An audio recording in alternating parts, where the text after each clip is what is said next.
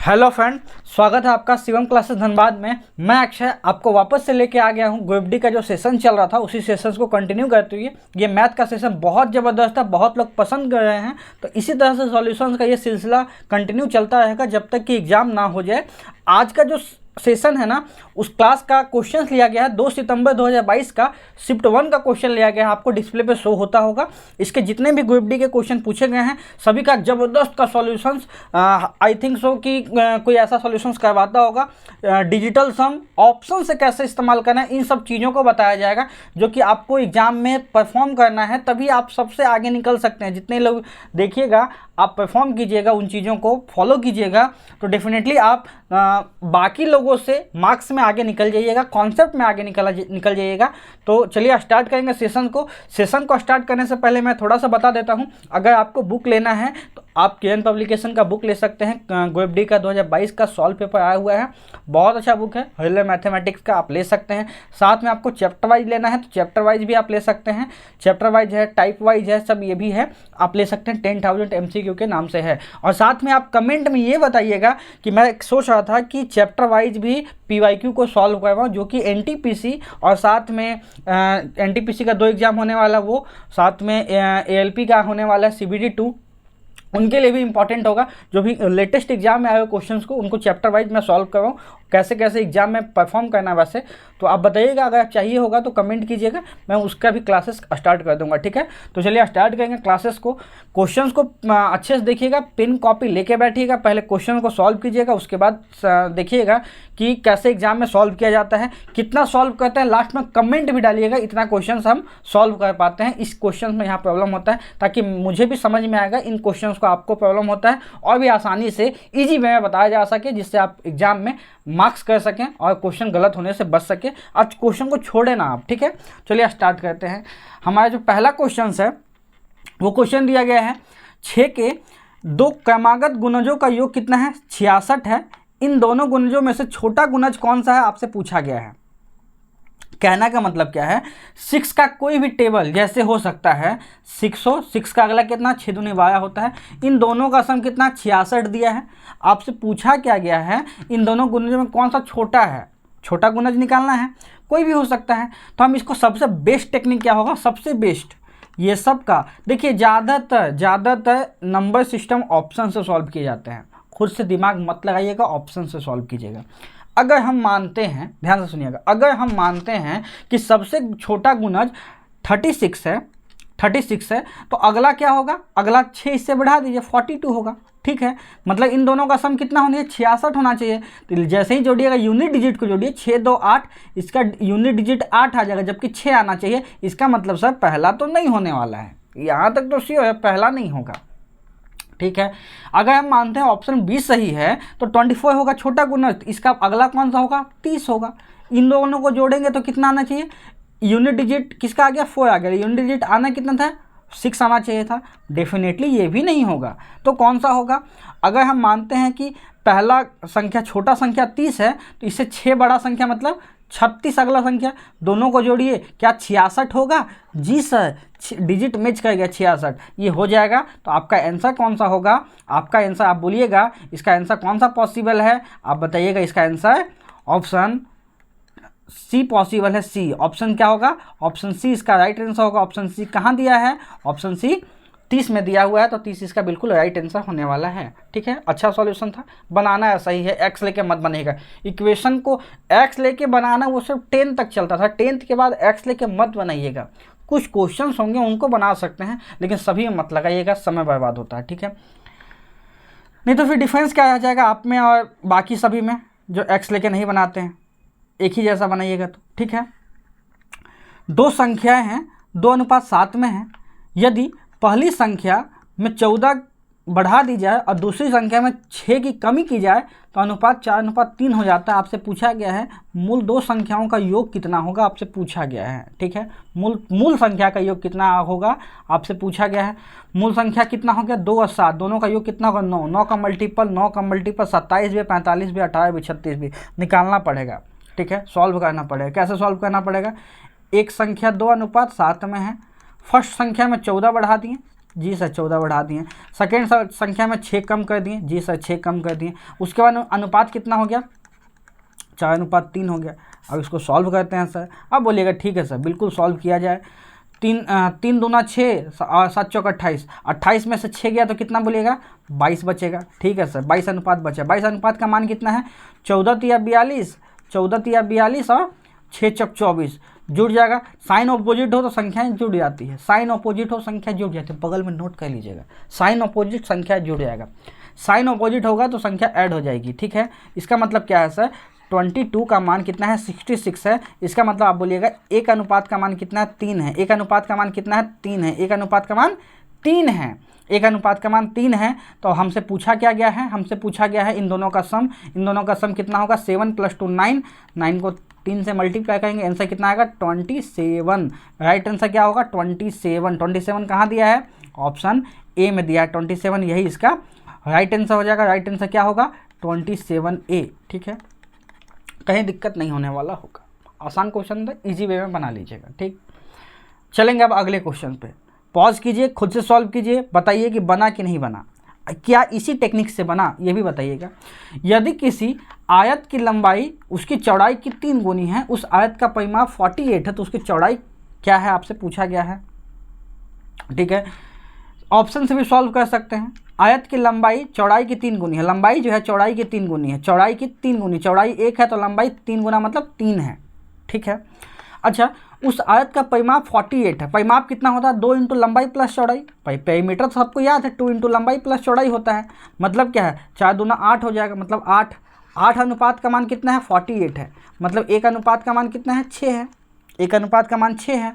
तो आपसे क्या पूछा, चौड़ाई कितनी है, चौड़ाई भी 6 गुना होगी। चौड़ाई कितना होगा, 6 गुना होगा, 6 सेंटीमीटर। 6 सेंटीमीटर कहाँ है, ऑप्शन डी में 6 सेंटीमीटर है, इसका बिल्कुल सही आंसर हो जाएगा 6 सेंटीमीटर। आसान क्वेश्चन था, बनाना ऐसे ही टेक्निक से था। ठीक, अब चलिए अगले क्वेश्चन पे। ये क्वेश्चन है 24 सेंटीमीटर त्रिज्या और 6 सेंटीमीटर ऊंचाई वाले ठोस बेलन का कुल पृष्ठीय क्षेत्रफल कितना होगा।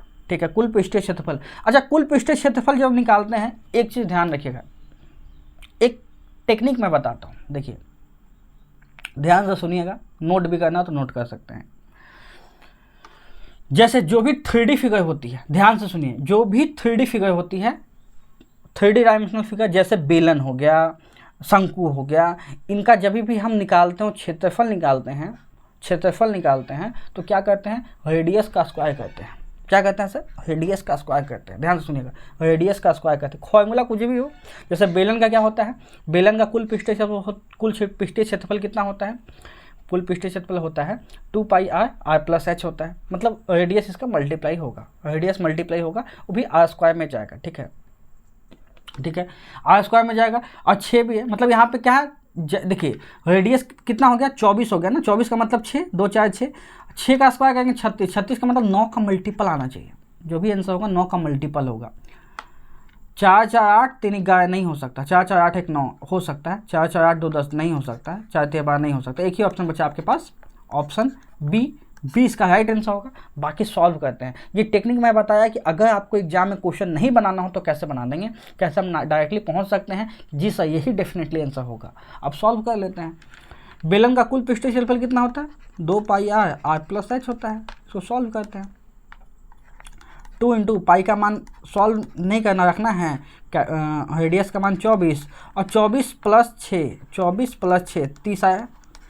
इसका मतलब क्या, 48 पाई इंटू यहाँ कितना हो गया, यहाँ हो गया आपका 24 + 30 कितना हो गया, 54, 54। वापस 9 का मल्टीपल है, 8 चौक 32, कहाँ होगा, कहीं गलती है क्या, 24 दूना 48, 2πr, r+h। ठीक है, आंसर क्या आने वाला है, 144 शून्य पाई। यही देखिएगा, आ जाएगा आंसर, ऑप्शन बी। ठीक है, सॉल्व कीजिएगा, आ जाएगा। अगला क्वेश्चन है, 45 किलोमीटर प्रति घंटा की गति से यात्रा करने वाली एक ट्रेन 24 सेकंड में एक खंभे को पार कर सकती है। ट्रेन की लंबाई कितनी है आपको बताना है। ट्रेन की लंबाई कितनी है आपको बताना है। 24 किलोमीटर प्रति घंटा की गति से 24 सेकंड में खंभा को पार कर, जब भी खंभा को पार करते हो ट्रेन अपना लंबाई को पार करेगी। ट्रेन अपने लंबाई को चलती है, ट्रेन अपनी लंबाई को चलती है। ठीक है सर। अच्छा, अपनी लंबाई का मतलब क्या है? डिस्टेंस। डिस्टेंस इक्वल टू क्या होता है? Speed into time. Speed into time. Speed यहाँ किलोमीटर पर घंटा में है, टाइम यहाँ सेकंड में है, दोनों को एक फॉर्मेट में करना पड़ेगा। कैसे करेंगे? हम घंटा किलोमीटर पर घंटा को ही सेकंड में चेंज करते हैं। कैसे चेंज करेंगे? अगर स्पीड 45 है, इसको 5/18 से डिवाइड देंगे ना तो ऑटोमेटिक सेकंड में आ गया, और साथ में 24 है, 24 सेकंड से गुना कर दिए, तो हम यहाँ से डायरेक्टली हम लोग क्या निकल जाएगा? मीटर में निकल जाएगा कितना डिस्टेंस चला है। काट लेंगे, 6×3=18 और 6×4=24 काट लेंगे, फिर 3 से काटेंगे तो 15×3=45, 45 कटा, यहाँ क्या हो गया?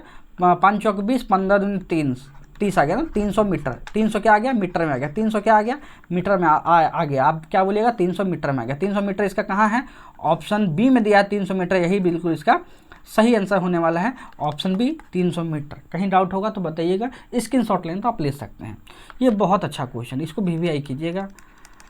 लगता है कि आपको होमवर्क दे दे, लेकिन खुद से सॉल्व करवाता हूँ। देखिए आप लोग भी ऐसे ही बनाइएगा एग्जाम में, एग्जाम ओरिएंटेड ऐसे ही बनाना है इस क्वेश्चन को। यह क्या दिया? 13 का स्क्वायर माइनस 5 का स्क्वायर, ठीक है, ए स्क्वायर माइनस बी स्क्वायर, ए स्क्वायर माइनस बी स्क्वायर, ए स्क्वायर माइनस बी स्क्वायर, ए प्लस बी ए माइनस बी, ए प्लस बी ए माइनस बी होता है, ठीक है, ए प्लस बी ए माइनस बी होता है। तो 13 + 5 18, 13 + 5 18, 18 इंटू 13 - 5 8, ठीक है, इंटू 3/2, ठीक है। यहाँ पे 8, 8 क्या होता है? 2 का पावर 3 होता है, 2 का पावर 3 होता है इंटू 2/3, ठीक है, डिवाइडेड बाई 1/6 का -3 मतलब 1/6 का -3, 1/6 का -3 मतलब 6 का क्यूब, कुल मिला के 6 का क्यूब बोला गया है, ठीक है, 6 का क्यूब बोला गया है। अब इसको सॉल्व करते हैं। 18 8 144 होता है। 144 को हम क्या लिख सकते हैं? इसको 144 लिख सकते हैं। 144 को अगेन हम क्या लिख सकते हैं? 144 इक्वल टू क्या होता है? आप बोलिएगा 144 इक्वल टू क्या होता है सर? 144 इक्वल टू क्या होता है? 144 इक्वल टू तब 12 का स्क्वायर है, तो 12 का स्क्वायर इंटू 3/2 ये होगा, साथ में इंटू 3 से 3 गया, यहाँ क्या बचेगा? 2 दूना 4 और डिवाइडेड बाई 216 ये बचेगा, 216 बचेगा। इसको सॉल्व करते हैं, 2 से 2 गया, अब 12 का पावर 3 है, मतलब 12 इंटू 12 इंटू 12, 3 टाइम है इंटू 4 डिवाइडेड बाई 6 का पावर 3 है, 6 तो 3 बार लिख दीजिए 6, ठीक है, यही है आपके पास। अब इसको हमको कुल मिला के सॉल्व करना है। जो कट रहा काट दीजिए, कट रहा सब कट रहेगा। 2 2 2 मतलब क्या हुआ? 8 चौक 32, 8 चौक 32, 32 आ गया। इसका राइट आंसर 32 कहाँ दिया है? 32 दिया है आपका ऑप्शन बी में, 32, यही 32 इसका सही आंसर हो जाएगा, राइट आंसर हो जाएगा 32, ठीक है। बनाने का टेक्निक ऐसा ही था, ऐसा ही बनाना है एग्जाम में, एग्जाम ओरिएंटेड बनाने का सॉल्यूशन यही है, ठीक है। चलेंगे अगले क्वेश्चन पे। अगला क्वेश्चन है, आंकड़े के एक समूह का माध्य बहुलक दिया हुआ है, माध्य दिया 58.7, बहुलक दिया 61.1, प्रयोग सिद्ध सूत्र का प्रयोग करते हुए आंकड़े का माध्यक निकालना। आंकड़े का क्या निकालना है सर? माध्यक निकालना। आंकड़े का क्या निकालना? माध्यक निकालना। माध्यक कैसे निकलता है? पहले प्रयोग सिद्ध सूत्र क्या होता है वो लिख लीजिए, लिख लीजिए, नहीं याद है तो लिख लीजिए, याद करने का टेक्निक मैं बता दूंगा। बहुलक इक्वल टू 3 माध्यिका, बोलिए बहुलक इक्वल टू 3 माध्यिका, बोलिए बहुलक इक्वल टू 3 माध्यिका माइनस 2 माध्य, बहुलक इक्वल टू 3 माध्यिका माइनस 2 माध्य। क्या हुआ? बहुलक इक्वल टू 3 माध्यिका माइनस 2 माध्य, बहुलक इक्वल टू 3 माध्यिका माइनस 2 माध्य, बहुलक इक्वल टू 3 माध्यिका माइनस 2 माध्य, ठीक है, ये होता है। अब इसको सॉल्व कर लेते हैं। बहुलक आप 1.1, ठीक है, माध्यिका कितना दिया हुआ है? माध्यिका नहीं दिया है, माध्यिका हम निकालेंगे, तो माध्यिका को हम 3 × x लिख दिए, माइनस 2 माध्य, 2 माध्य कितना होगा? माध्य आपके पास गिवन है 2 × 58.7। जब इसको सॉल्व करते हैं, हम सॉल्व करते हैं तो क्या आ जाएगा? 3x का मान कितना आ जाएगा? 61.1 और प्लस हो जाएगा कितना? 7 दूनी 14 का 4 हाथ में 1, 8 दूनी 16 1 17 का 7 हाथ में 1, 5 दूनी 10 11, 117.4 हो गया। x का मान कितना हो जाएगा? x का मान हो जाएगा 5 8 7 1,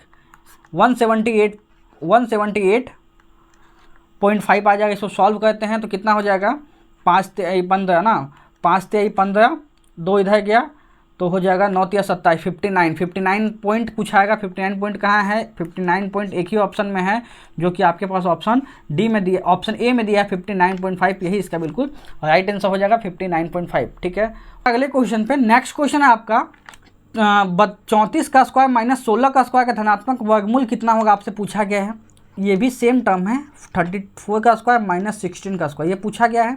इसको हम क्या लिख देते हैं, ए स्क्वायर माइनस बी स्क्वायर, ए प्लस बी ए माइनस बी ए प्लस बी ए माइनस बी ए प्लस बी ए माइनस बी होता है। 34 प्लस 50, 34 प्लस 16 50 हो गया। 34 में से 16 घटा दे तो कितना बचा, 18 बचेगा। दोनों को मल्टीप्लाई कर देंगे और यहाँ पे रूट लगा दिए तो कितना हो जाएगा, 25 में से 5 निकल जाएगा, 36 में से 6 निकल जाएगा, 6 बचे 30। इसका सही आंसर आने वाला 30 कहाँ दिया है सर, 30 आपका ऑप्शन सी में दिया है। 30 यही इसका बिल्कुल सही आंसर होने वाला है। स्क्रीनशॉट लेना तो आप ले सकते हैं, अच्छा क्वेश्चन था। नेक्स्ट क्वेश्चन है, एक समकोण त्रिभुज की भुजाएं x minus 2 x minus 4 x, इसका क्षेत्रफल कितना आपसे पूछा गया है। इसका क्षेत्रफल कितना आपसे पूछा गया है, वीडियो पॉज करके खुद से सॉल्व कीजिए, उसके बाद मैं बताता हूँ, तब तक पानी पी लेते हैं। इसको सॉल्व कीजिए, ये जब भी पूछा गया है ना तो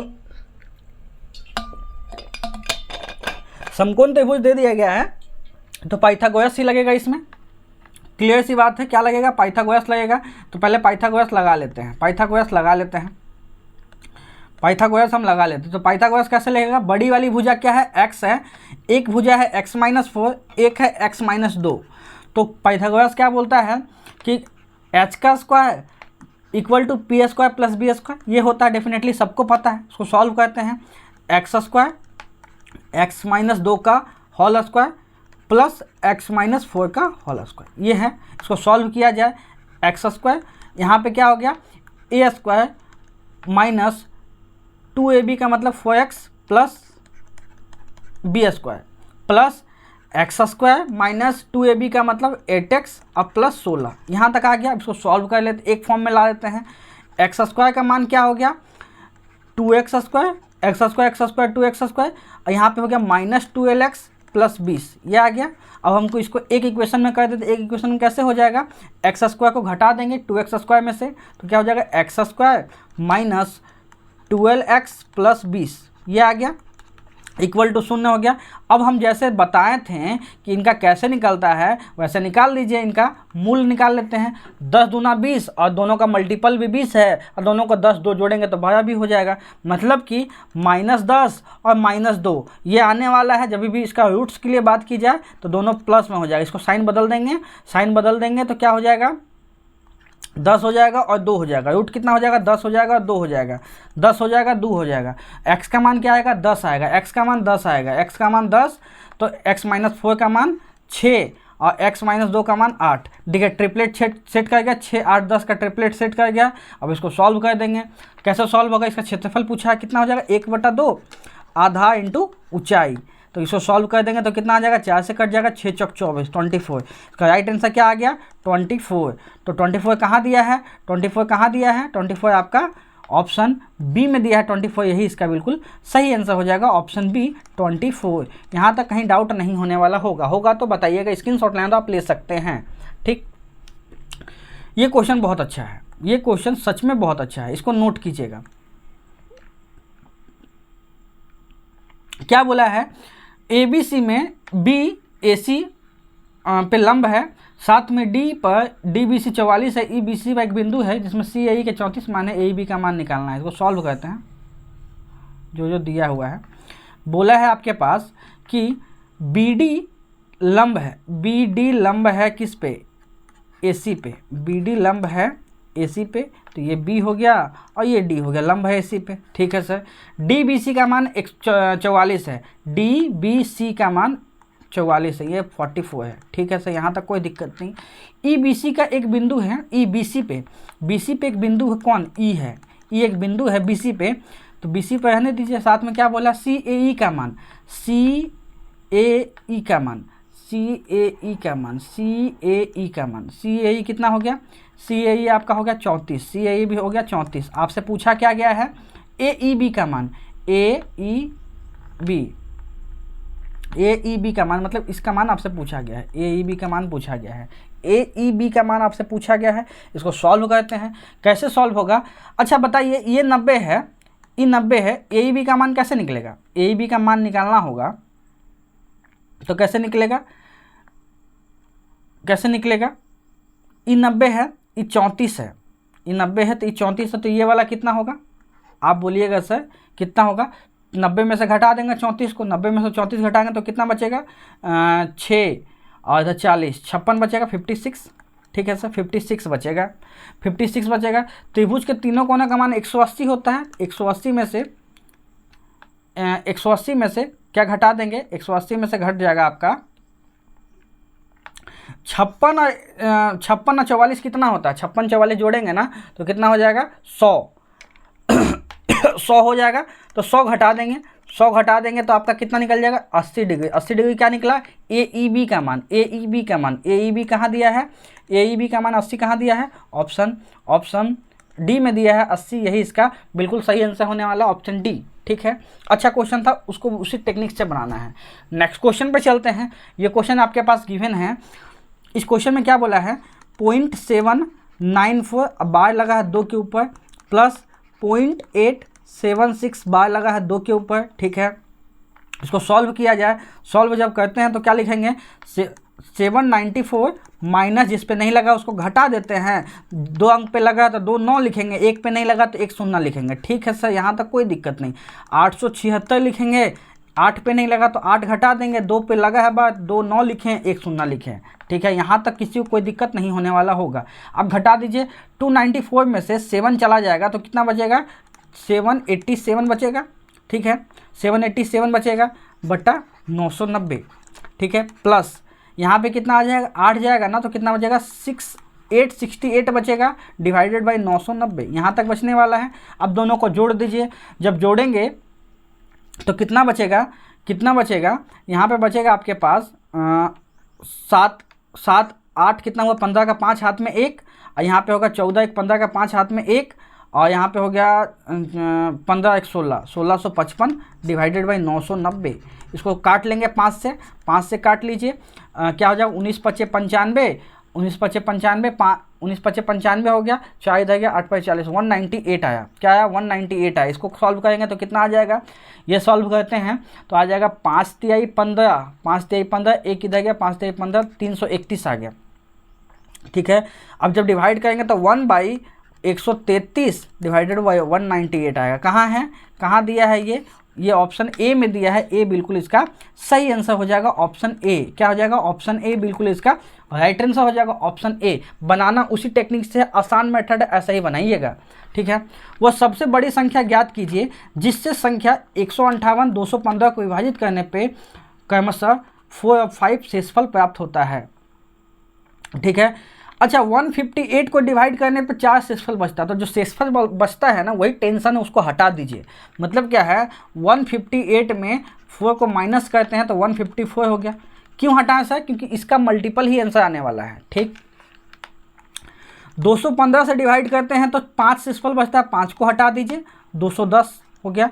इसका मल्टीपल कर लिए, दोनों का मल्टीपल ही एचसीएफ होता है। इन दोनों का एचसीएफ क्या होगा, इन दोनों का एचसीएफ चेक कर लेंगे, पहले चेक कर लेंगे।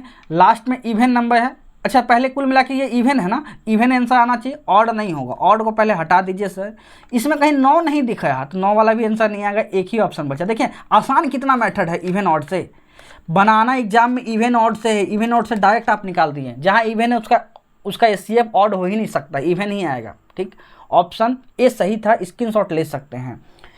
एक काम को 15 दिन में समाप्त कर सकता है, बी उसी काम को 20 दिन में समाप्त कर सकता है। ए 15 दिन में समाप्त कर सकता है, बी उसी काम को 20 दिन में समाप्त कर सकता है। उनके द्वारा एक साथ मिलकर काम करने में कितना समय लगेगा। टोटल काम है आपके पास कितना, 60 है। ए का इफिशियंसी 4 हो गया, बी का इफिशियंसी 3 हो गया। 60 काम को 4 + 3 7 से करेगा तो कितना समय लगेगा, 7 8 56 ना, 7 8 56 4:7, मतलब 8.4/7 कहाँ दिया है, ऑप्शन 8.4/7 कहाँ गिवन है, ऑप्शन सी में गिवन है। सी इसका बिल्कुल राइट आंसर हो जाएगा, ऑप्शन सी। ठीक है, स्क्रीनशॉट लेना तो ले सकते हैं। अगला क्वेश्चन है, दो संख्याओं का योग 35 है, उनका लघुत्तम 306 है। दोनों संख्याएं कौन सी पॉसिबल हो सकती है। पहले इनका सम आने से 35 सबका सम है। ठीक है सर, यहाँ तक कोई दिक्कत नहीं। एलसीएम कितना है, 306 है। 306 में से एक तो मल्टीपल है, 6 3 9, 9 का मल्टीपल तो होगा ये, मतलब कि संख्याएं में से कोई एक संख्या 9 का मल्टीपल होगा, संख्या में से कोई एक संख्या 9 का मल्टीपल होगा।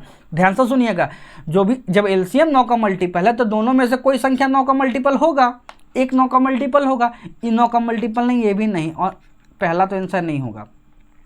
18 का 9 का मल्टीपल है, ये हो सकता है। 21 9 का मल्टीपल नहीं, 14 का 9 का मल्टीपल नहीं हो सकता, 19 नहीं है, 16 नहीं है। एक ही ऑप्शन बचा आपके पास, क्या बचा? Option B. ऑप्शन बी ही इसका सही आंसर होगा, क्योंकि 9 का मल्टीपल एक ऑप्शन में है। ठीक, आसान क्वेश्चन था, बनाना ऐसे ही है। ठीक, अगला क्वेश्चन में चलेंगे। अप्रॉक्सीमेशन का क्वेश्चन आ गया, इसको सॉल्व करेंगे। 4.98 को हम 5 मान लेते हैं, 5 × 2 प्लस 1.96 को हम 2 मान लेते हैं, 2 × 4 माइनस, इसको सॉल्व करेंगे। 8 को जब 2 से डिवाइड देंगे तो 4 बचेगा, 4 + 1 10 + 8 - 3 क्या होगा? 18 में से 3 गया तो 15, 18 में से 3 गया तो 15 कहाँ दिया है? ऑप्शन डी में दिया है 15, यही बिल्कुल सही आंसर है। अब ध्यान से बनाइएगा, ये सब क्वेश्चन ज़्यादा गलत होता है, ये अभी अच्छा क्वेश्चन है, इसको भी ध्यान से बनाना है।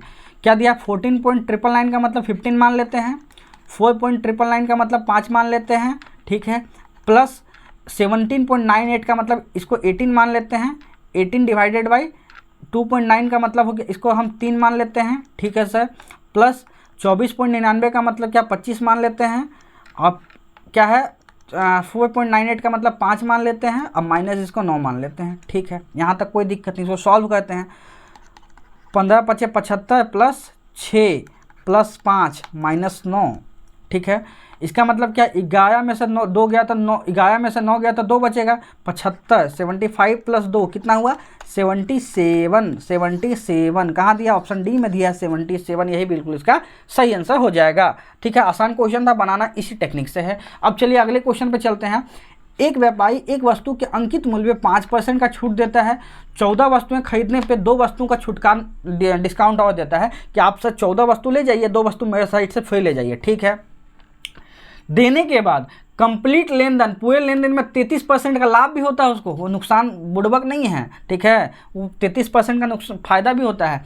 ये मानते हुए कि ग्राहक 14 वस्तुओं के लिए भुगतान करता है तो एक वस्तु का अंकित मूल्य क्या हो? अंकित मूल्य सीपी का कितने प्रतिशत अधिक है आपसे पूछा गया। एमपी जो है सीपी से कितना अधिक आपसे पूछा गया है। अच्छा, ये डिस्काउंट है 5% का, एक डिस्काउंट है 5% का, दूसरा डिस्काउंट है, निकाल लेते हैं, 2 का सामान मुफ्त दे दिया, 2 का सामान मुफ्त दे दिया, टोटल सामान कितना? 14 + 2 16 सामान है। डिस्काउंट निकाल लेंगे, डिस्काउंट कितना हुआ? 1/8, 1/8 का मतलब क्या हुआ सर? 12.5%। एक डिस्काउंट है 12.5% का, एक डिस्काउंट 5%, दूसरा डिस्काउंट 12.5%, और उसके साथ प्रॉफिट भी होता है, उसको 33% का प्रॉफिट भी होता है, 33% का प्रॉफिट भी होता है, ठीक है, 33% का प्रॉफिट भी होता है। इसको सॉल्व करते हैं। अच्छा, 12.5% का मतलब 1/8, वापस से लिख लेते हैं। यही मतलब क्या है? मान लेते हैं कि मार्क प्राइस किसी सामान का 800 है, मार्क प्राइस क्या है? 800 है। अगर हम 100 का डिस्काउंट दिए तो कितना हम सेल किए? इसको 100 का डिस्काउंट दिए तो कितना हो गया? ये 100 का डिस्काउंट दिया 700 हो गया। 700 के बाद 5% का और डिस्काउंट दे दिए, 5% का और डिस्काउंट दिए, मतलब 10% 70 होगा, 70 का आधा 35 होगा, 700 में 35 का डिस्काउंट मतलब 665 में सेल कर दिया, 665 में सेल किए, 665 में सेल किए, ये हो गया सेलिंग प्राइस फाइनल हमारा। और सेलिंग प्राइस रखने के बावजूद उसको, सेलिंग प्राइस रखने के बावजूद उसको 33% का लाभ हुआ, मतलब 665 में बेचे हैं ना, तो वो एक 33% का लाभ, मतलब 133 का मान है। 100 हमारा सीपी है तो सीपी हमको निकाल लेते हैं। सीपी कितना हो गया? 5 से कट जाएगा ना, तो कितना हो जाएगा? 13 × 5 = 65, 500। सीपी कितना हुआ? 500। सीपी कितना हुआ? 500। आपसे फाइनली पूछा क्या गया है? आपसे फाइनली पूछा गया है एमपी से सीपी जो है कितना अधिक है। एमपी हमारा 800 माने थे और सीपी हमारा 500 निकला, कितना अधिक है? 2 शून्य से 2 शून्य काट लिए, 5 से 8 मतलब 3 अधिक है। 3 अधिक है किस पे? 5 पे × 100, मतलब कि 60%। 60% अधिक है। 60% कहाँ दिया है सर? 60% आपका ऑप्शन बी में दिया है 60%। यही 60% इसका बिल्कुल सही आंसर हो जाएगा। 60% बनाना ऐसे ही है, इसी टेक्निक से बनाना है, जल्दी बन जाएगा। अगर ये समझ गए हैं तो इसका आंसर कमेंट में बताइएगा, इसका आंसर क्या होने वाला है। ठीक है, चलेंगे अब अगले क्वेश्चन पे। क्वेश्चन देख लीजिए, स्क्रीनशॉट ले लीजिए। नेक्स्ट क्वेश्चन है 0.4747 रिपीटिंग टर्म में है। ठीक है, इसका मतलब क्या है? 0.47 के ऊपर बार लगा हुआ है, इसका मतलब इसको लिखेंगे कैसे? 47/2 पे लगा हुआ तो 299, 29, तो क्या हो गया? 47/99। इसका बिल्कुल सही आंसर होने वाला है। अगला क्वेश्चन है एक्स का 24%, का 20%, 10%, 240 एक्स का मान बताना है।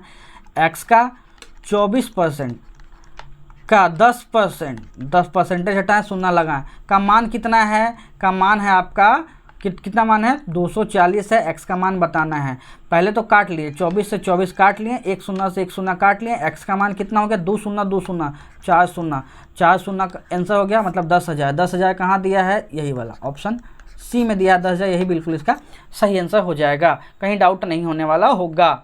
ठीक है, एक लड़का 38 मीटर भुजा वाले एक वर्गाकार मैदान के चारों एक पूरा चक्कर लगाने में कितने समय सेकंड लगेगा जब वो 6 किलोमीटर प्रति घंटा की चाल से दौड़ता है? वर्गाकार मैदान है, वर्ग का पहले पेरीमीटर क्या होता है? 4 × A होता है, मतलब टोटल क्षेत्र उसको कितना दौड़ना है? 38 × 4 गुना कर देंगे तो कितना हो जाएगा? 4×120 और 8 × 32, 120 और 32 कितना होता है? 152। 152 चलना है, 152 चलना है। कैसे चलना है? 6 किलोमीटर प्रति घंटा। किलोमीटर पर घंटा को कैसे चेंज करेंगे? 5 × 18 से चेंज कर देंगे। तो सॉल्व कर दिए, 6 × 18, इसको सॉल्व कर देते हैं तो कितना हो गया? लगभग ये हो गया 30, 30 × 90, 90 से थोड़ा सा ज़्यादा, 90 से थोड़ा सा ज़्यादा, 90 से थोड़ा सा ज़्यादा कौन है? 91.2 है। यही इसका बिल्कुल सही आंसर हो जाएगा, 91.2। यही बिल्कुल इसका राइट आंसर हो जाएगा। ठीक है, ये था कंप्लीट क्वेश्चन। कंप्लीट क्वेश्चंस कैसा लगा आप कमेंट कीजिएगा, अच्छा लगा नहीं लगा, कौन क्वेश्चन में फंसे आप, कैसा लगा, स्कोर कितना आया वही बताइएगा। वीडियो को देखने के लिए बहुत बहुत धन्यवाद। मैं चाहता हूँ कि कम से कम टाइम में आपको सॉल्व करवाया जाए। ये तो बताना पड़ता है इसलिए समय लगता है, बट ये सब क्वेश्चन 10-10 सेकंड में उड़ाया जा सकता है। ठीक है, तो वीडियो कहीं तक रहने देते हैं। वीडियो को देखने के लिए बहुत बहुत धन्यवाद। Thank you.